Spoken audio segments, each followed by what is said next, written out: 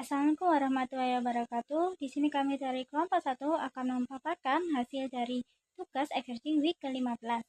Sebelumnya, izinkan saya untuk memperkenalkan anggota kelompok kami.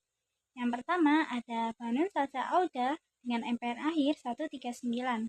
Lalu ada Alia Desmita Pramesti dengan MPR 152. Ada Arina Kaya Filters dengan MPR 160. Bilkis Sumaira Karima dengan MPR 165. Bulan Suciawardani dengan MPM 169, Kirania Azara dengan MPM 236, dan Indira Siskia Almira dengan MPM akhir 256.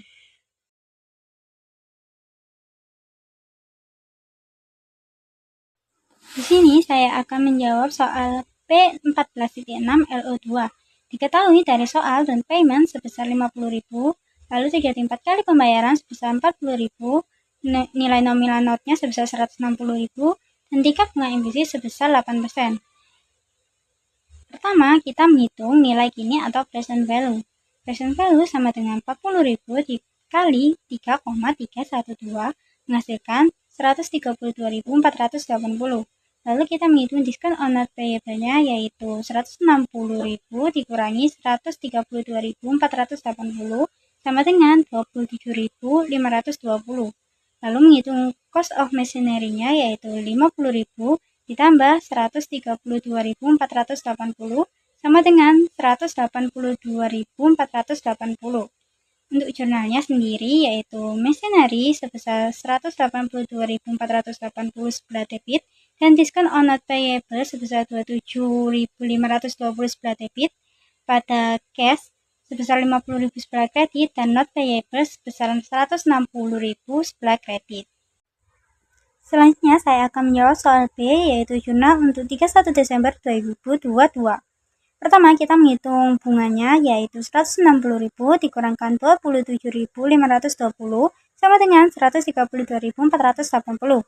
Lalu kita menghitung interest expense-nya, yaitu 132.480 dikalikan 8% sama dengan 10.598,40 yang dibulatkan menjadi 10.598. Jurnalnya yaitu yang pertama untuk amortisasi diskon yaitu interest expense sebesar 10.598 sebelah debit dan diskon on not payable sebesar 10.598 sebelah kredit. Lalu yang kedua ada pembayaran angsuran pertama, jurnalnya yaitu not payable sebesar 40.000 sebelah debit pada cash sebesar 40.000 sebelah kredit. Selanjutnya saya akan menjawab untuk soal P14.6 poin C, yaitu pada tanggal 31 Desember 2023 dilakukan perhitungan bunga untuk tahun kedua. Yang pertama, menentukan carrying value awal.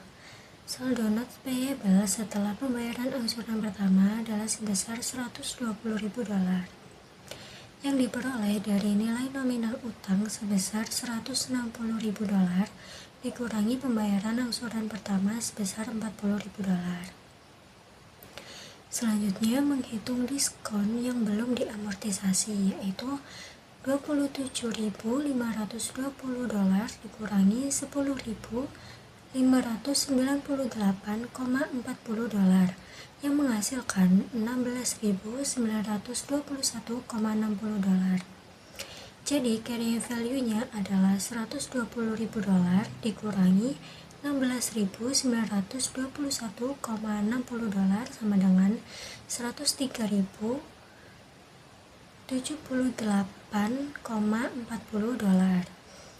Kemudian interest expense dihitung sebesar 8% dari carrying value sehingga diperoleh beban bunga sebesar $8.246,27. Untuk jurnalnya, yang pertama jurnal amortisasi diskon yaitu interest expense pada diskon on notes payable sebesar $8.246,27. Kemudian untuk jurnal pembayaran angsuran kedua yaitu notes payable pada cash sebesar $40.000. Selanjutnya untuk poin D yaitu pada tanggal 31 Desember 2024 melakukan perhitungan bunga untuk tahun ketiga. Saldo notes payable setelah pembayaran angsuran kedua adalah sebesar $80.000 yang diperoleh dari saldo sebelumnya yang sebesar $120.000 dikurangi pembayaran angsuran kedua sebesar $40.000. Selanjutnya menghitung diskon yang belum diamortisasi, yaitu $16.921,60 dikurangi $8.246,27, yaitu sebesar $8.675,33. Kemudian carrying value-nya adalah $80.000 dikurangi $8.675,33 yang menghasilkan $71.324,67.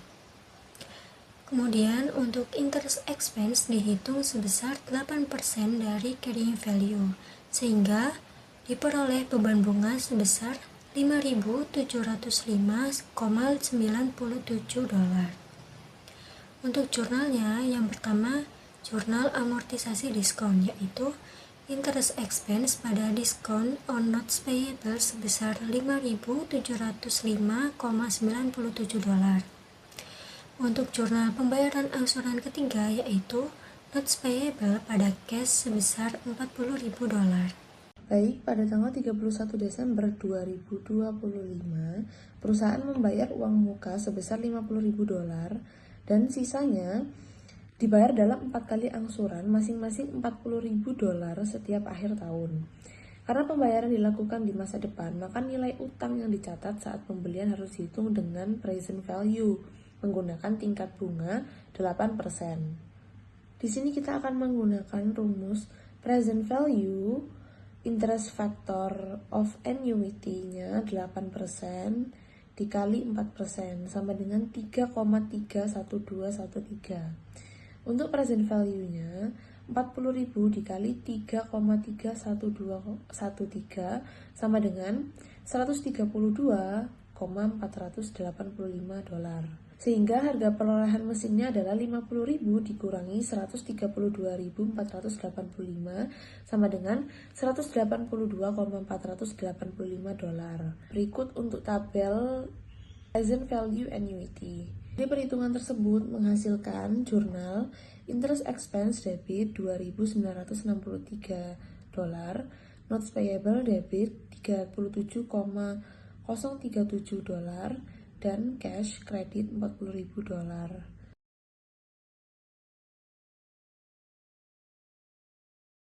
Jadi jawaban untuk 1 Juli 2022 yaitu perusahaan menerbitkan obligasi dengan nilai nominal 900.000. Obligasi dijual pada harga 112,20% sehingga diperoleh harga jual sebesar 1.9.800.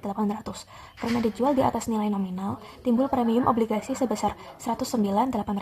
Selain itu, investor juga membayar bunga berjalan selama 6 bulan sebesar 54.000 sehingga total kas yang diterima perusahaan adalah 1.063.800. Nah, pada akhir tahun, perusahaan melakukan penyesuaian untuk mengakui beban bunga amortisasi premium. Nah, berdasarkan metode bunga efektif, beban bunga yang diakui sebesar 50.490, selisih antara bunga dan kupon dan beban bunga efektif menghasilkan amortisasi premium sebesar 3.510. Penyesuaian ini juga mengakui utang bunga sebesar 54.000 pada 31 Desember 2022. Lalu pada 1 Januari 2023, pada tanggal 1 Januari, perusahaan membayar bunga yang telah diakui sebagai utang bunga pada akhir tahun sebelumnya. Oleh karena itu, akun interest payable didebit sebesar 54.000 dan kas dikredit sebesar jumlah yang sama. Baik, di sini saya akan membacakan jawaban untuk yang pada tanggal 2 Januari 2023 dan 31 Desember 2023. Pada tanggal 2 Januari 2023, premium tersisa setelah amortisasi yakni 109.800 dikurangi 3.510 sama dengan 106.290. Proporsi yang ditarik sama dengan 360.000 euro dibagi 900.000 euro sama dengan 40%. Premium terkait sama dengan 106.290 euro dikali 40% sama dengan 42.516 euro. Nilai buku obligasi yang ditarik sama dengan €360.000 ditambah €42.516 sama dengan €402.516. Harga penembusan, cara menghitungnya 360.000 dikali 102% sama dengan €367.200. Gain on redemption, €402.516 dikurangi €367.200 sama dengan €35.316. Untuk jurnalnya, bonds payable debit €360.000, premium on bonds payable €42.516 debit, dan gain on bond redemption kredit €35.316, cash kredit €367.200. Lalu yang selanjutnya untuk pada tanggal 31 Desember 2023, sisa obligasinya €900.000 dikurangi €360.000 sama dengan €540.000.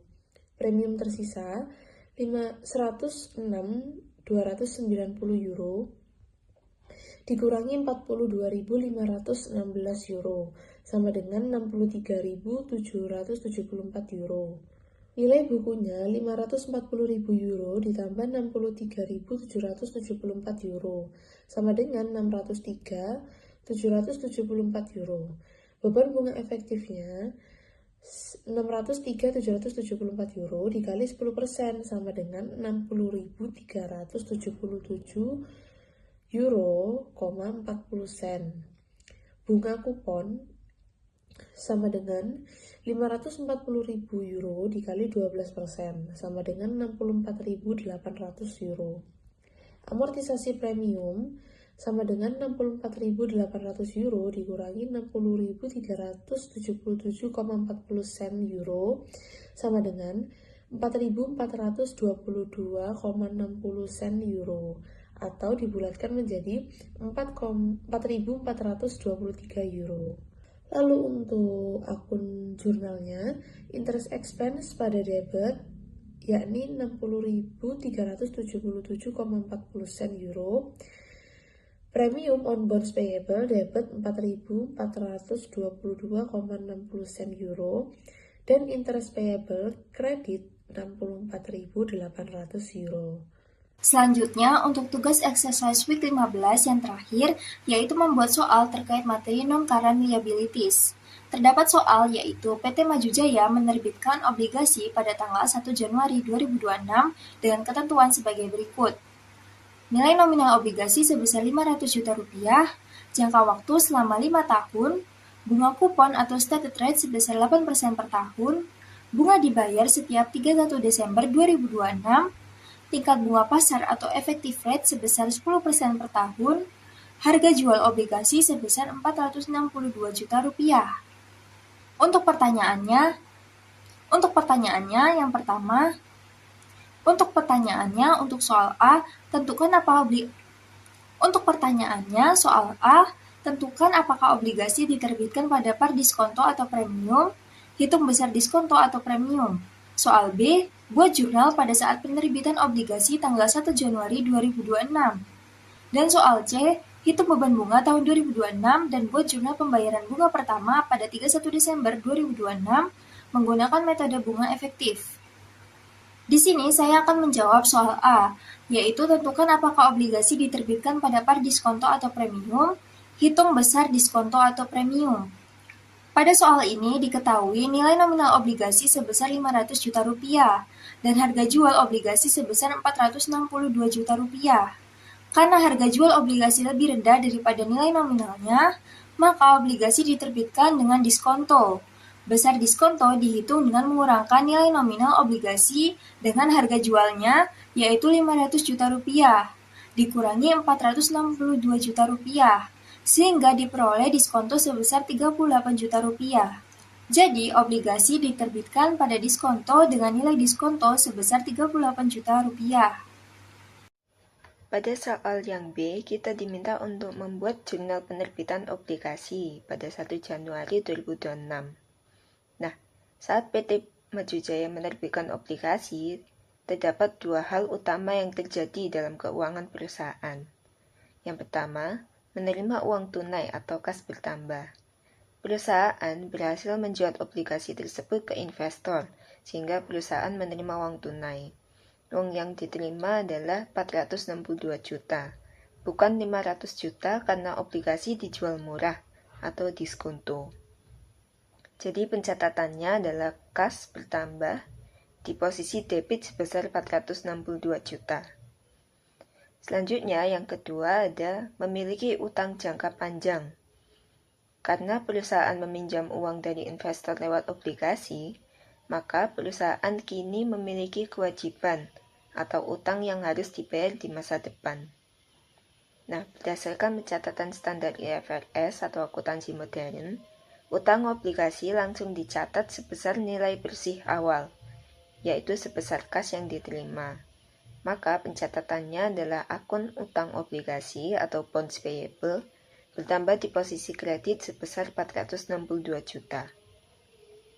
Jurnalnya adalah kas pada utang obligasi atau bonds payable sebesar 462 juta. Nah, sebagai informasi tambahan, nilai utang obligasi sebesar 462 juta ini akan terus bertambah setiap tahunnya melalui proses amortisasi diskonto, seperti yang dihitung pada poin C nanti. Hingga nanti di akhir tahun kelima, nilainya akan pas mencapai 500 juta saat jatuh tempo. Pada bagian C, kita diminta untuk menghitung beban bunga tahun 2026 serta membuat jurnal pembayaran bunga pertama menggunakan metode bunga efektif. Berdasarkan data yang diketahui, nilai tercatat awal obligasi adalah 462 juta, bunga kupon sebesar 8%, bunga efektif sebesar 10%, dan nilai nominal obligasi sebesar 500 juta. Pertama, saya menghitung bunga kas yang benar-benar dibayarkan kepada pemegang obligasi. Rumusnya adalah nilai nominal dikalikan bunga kupon. Jadi 500 juta dikali 8% hasilnya 40 juta. Selanjutnya, saya menghitung beban bunga dengan metode bunga efektif. Rumusnya adalah nilai tercatat awal obligasi dikalikan tingkat bunga efektif. Jadi 462 juta dikali 10% sehingga diperoleh beban bunga sebesar 46,2 juta. Karena obligasi diterbitkan dengan diskonto, maka terdapat amortisasi diskonto. Nilai ini diperoleh dari beban bunga dikurangi bunga kas, yaitu 46,2 juta dikurangi 40 juta, sehingga amortisasi diskonto sebesar 6,2 juta. Amortisasi diskonto ini akan menambah nilai tercatat obligasi. Oleh karena itu, nilai tercatat obligasi pada akhir tahun 2026 menjadi 462 juta ditambah 6,2 juta, yaitu sebesar 468,2 juta. Berdasarkan perhitungan tersebut, jurnal pada tanggal 31 Desember 2026 adalah mendebit beban bunga sebesar 46,2 juta, mengkredit obligasi payable sebesar 6,2 juta sebagai amortisasi diskontonya, dan mengkredit kas sebesar 40 juta untuk pembayaran bunga kepada pemegang obligasi. Jadi dapat disimpulkan bahwa beban bunga tahun 2026 sebesar 46,2 juta. Amortisasi diskonto sebesar 6,2 juta dan nilai tercatat obligasi meningkat menjadi 468,2 juta pada akhir tahun pertama. Sekian presentasi pembahasan soal dari kelompok kami, kelompok 1 AKM 1 kelas D. Kami ucapkan terima kasih.